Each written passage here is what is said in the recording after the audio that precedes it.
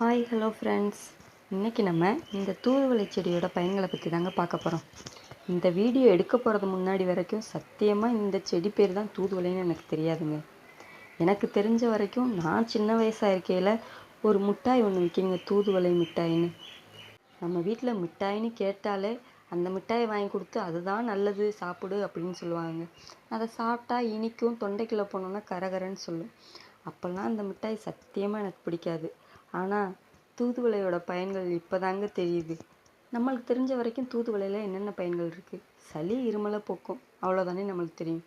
ஆனால் அதையும் தாண்டி தூதுவளை பசியை தூண்டுறதுக்கும் ஜீரண சக்தியை அதிகரிக்கிறதுக்குமே இந்த தூதுவளை யூஸ் ஆகுதுங்க. அது மட்டும் இல்லாமல் புற்றுநோய், கல்லீரல் சம்பந்தமான பிரச்சனைகளை தீர்க்கவும் இந்த தூதுவளை ரொம்பவே யூஸ்ஃபுல்லாக இருக்குங்க. இந்த வீடியோ பிடிச்சிருந்தா இந்த வீடியோக்கு ஒரு லைக்கை போட்டு என் சேனலை சப்ஸ்கிரைப் பண்ணிக்கோங்க.